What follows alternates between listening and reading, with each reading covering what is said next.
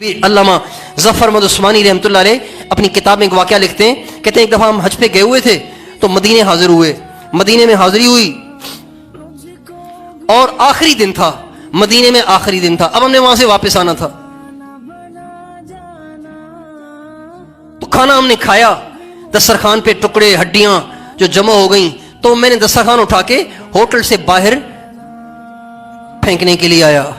جب میں نے وہ ہڈیاں ٹکڑے آ کے باہر پھینکے تو ایک چھوٹے بچے کو دیکھا کہ وہ بھاگا بھاگا آیا اور اس نے آ کے وہ ہڈیاں اٹھا کے چوسنے لگ گیا، وہ ٹکڑے اٹھا کے کھانے لگ گیا۔ کہنے لگے مجھے تو بڑی پریشانی ہوئی کہ یہ بچہ کون ہے اتنا بھوکا کہ دسترخوان کے ٹکڑے کھا رہا ہے، ہڈیاں چوس رہا ہے۔ تو کہنے لگے میں ان کے پاس چلا گیا، بیٹا آپ کہاں گئے؟ کہا میں مدینے کا ہوں۔ تو کہا آپ کیا کرتے ہیں؟ آپ کے ابو کا کیا نام ہے؟ کہا میرے ابو نہیں ہیں، فوت ہو گئے، میں یتیم ہوں، ہمارا کوئی معاشی ذریعہ نہیں ہے، کوئی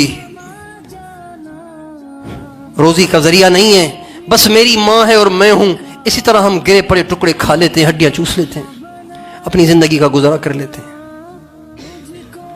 کہنے لگے مجھے بڑا ترس آیا، مدینے کا بچہ ہے، ہڈیاں چوس رہا ہے، ٹکڑے کھا رہا ہے۔ تو میں نے کہا بیٹا تو میرے ساتھ ہندوستان چلنا، ابھی پاکستان ہندوستان بنا نہیں تھا، ہندوستانی تھا، تو میرے ساتھ ہندوستان چلنا، چل کے وہاں تیرا اکرام کروں، تجھے علم پڑھاؤں، بڑا عالم بناؤں۔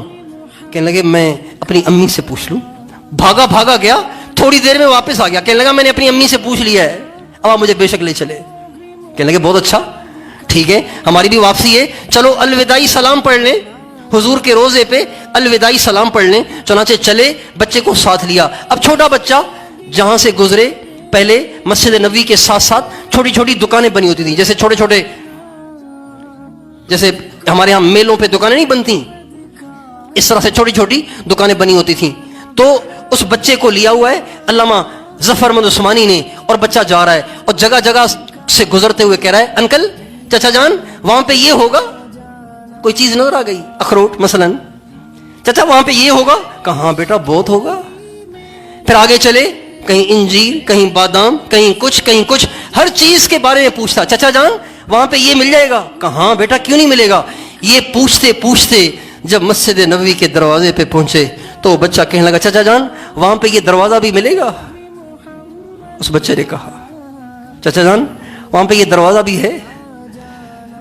تو علامہ ظفر عثمانی کہتے ہیں ایسے جیسے اس نے مجھے تیر مار ڈالا، گولی مار دی مجھے، اور میں رونے لگا، اور میں نے کہا بیٹا اگر یہ دروازہ وہاں پہ ہوتا تو میں بوڑھا آدمی یہاں کیوں دھکے کھا رہا ہوتا۔